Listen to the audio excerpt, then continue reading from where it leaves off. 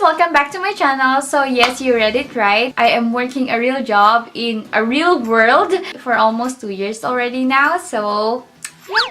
So I'll summarize my whole experience to 5 key points. This is just my point of view. I know there's a lot of people out there that is also working students like me, and some of you might relate to the things that I'm gonna be talking about. So let's get started. So number 1, first of all, what is my job?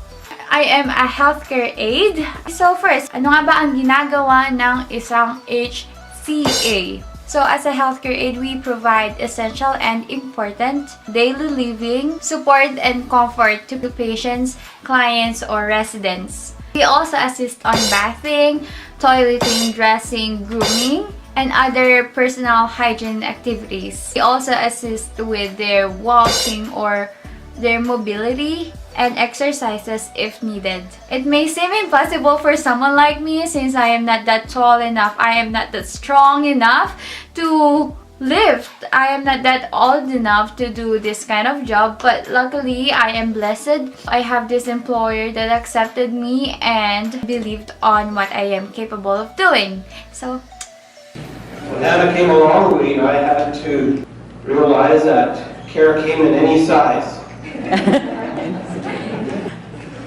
She's small, petite, but she's a great caregiver. I think that you as residents would agree with that. Number 2, how did you started? Do you have a past experience? So honestly, I never had any kind of job before. I never had any past job experiences when I entered this job. So here's the story. I was having lunch with my friends at my former school. So our principal sat down beside me and then tinanong niya ako if I'm interested to do this kind of job and take the HCA course afterwards. So I needed to be to go under 3 months of probation doing that kind of job, and then they will decide if I can take that course and finish it and then stay working dun sa nursing home. So, ines niya, tumawag siya na isang student which is, she was 1 year ahead of me, and then kinuwento sa akin ng student nito what to expect to that kind of job, which is of course, number 1, the smell. If I can take the smell, their behaviors and attitudes. Of course, a lot of people there have dementia and Alzheimer's already. And another thing is the heavy weightlifting. Of course, there's times that you will be supporting them in standing up or getting them up from bed or putting them on the toilet. So that's all physical. So yung principal namin, syempre, tinanong niya muna if I can take this kind of job, and I was like, yes, of course. I'm not sure sa sarili ko nung time na yon, umuo ako.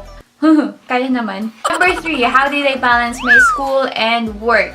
So I think this is the real challenge for me. Hindi yung smell, hindi yung behaviors and all that kind of stuff. It's not that. The real challenge for me is balancing my school and my work and my HCA course. Because I barely had time for example, I'd be getting up at 7 a.m. and then I'm at school until 1:40 p.m. doing schoolworks and stuff, and then I'd be going home. My school is on the other town, so I had to take the bus pa or susunduin kami ako ng mama ko or ng family friends if may time, because I wasn't driving at that time, so it's another struggle. I'd be home at 2 p.m. and then I'll get ready for my work for 3 p.m. shift until 10 p.m. or 11 p.m. or I'm lucky if I have a 5 to 10 shift, because then I'd have time to take a quick nap before my 5 p.m. shift. So that boosts me up because for someone like me who is very, very sleepy, it's a real challenge, guys. So after work, I do my projects and review for my quizzes for the next day for the school. I'll do my presentations and all the school works and homeworks. And then after that, that doesn't stop there. I have this healthcare aid course. Since it's a self-study, ako lang, all I have was my lesson plan. I'd be doing that for an hour or so, and then I'll be sleeping around 1 a.m. or 2 a.m. The next day, Same thing. Get up in the 7 a.m. in the morning and then you do that yada yada yada. So on my exam days for this healthcare aid course, dun mismo sa pinagtatrabahuan ko, there's a specific place doon ginagawa yung mga exams ko and clinicals and or practicums. On the exam day, I'd be sitting down doing it online and I have LPN supervising me while I'm doing that. For this program, I have 6 written, it's on the computer, so 6 exams like that, and then 2 practicums, clinical.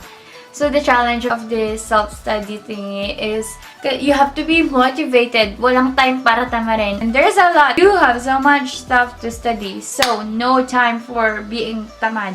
So this hectic schedule lasts for a year.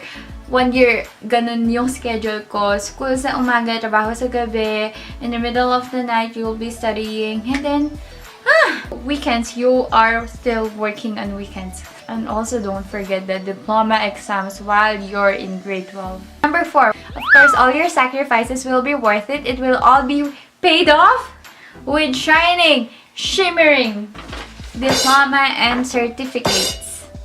Syempre, pag nakapasa ka. So, after that, I took a gap year. So, first, what is a gap year? Typically, an academic year, which is usually taken by students as a break between secondary school and higher education.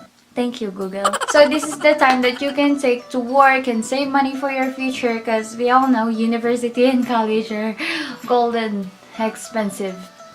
You can also visit different places that you want to visit during this time. Pag pumasok ka na ng college or university, you will not have this much time because you will be spending your time with the books and books and books and books. It's all up to you what you want to do during this time. Just make sure that you make every single day counts. Number 5, how are you physically, mentally, and emotionally? This kind of setup is tiring and draining and exhausting, but it's in your control. How are you going with the flow? It's all up to you if magpapaka-negative ka or magpapaka-positive ka. So physically, kagaya ng sinabi ko, it's really tiring. Especially, well, a lot of our residents is like 4 times heavier than me, which is crazy, but hey, I felt stronger than ever. But it feels so fulfilling when you saw them very neat and very nice sitting on their wheelchairs. Mentally, nakaka-pressure siya because you don't have a school for a year and syempre, ayaw mo naman langawin yung brain cells mo. So just keep on learning even if it's not required. Remember that this is also for your own sake. This is a preparation for your university or college. This will really help you a lot in the future. Emotionally, most of the time you'll feel jolly and bubbly and happy and bright and shiny. But expect that there will be times that you will feel demotivated, especially you don't have a social life. During this time, you will feel bored and sad and lonely and alone, even if you have a lot of things that you can do. And that's okay. That usually happens and that's normal. But also know when to get up and continue your life. So that's it, guys. Sana may natutunan kayo. And if you want to be a working student too, just go ahead. Pursue what you want. As long as you can balance your work and school at the same time. As long as walang mako-compromise and just do it. Don't mind what other people will think of you. I know it's really toxic for that they might judge you if they see you working somewhere. I know all eyes are on you, but hey, you're doing that not for them. You're doing it for yourself and for your future, and so that you can help your family as well. Someday in the future, you will harvest all the sweet fruits you're planting today. See you on my next vlog. Bye!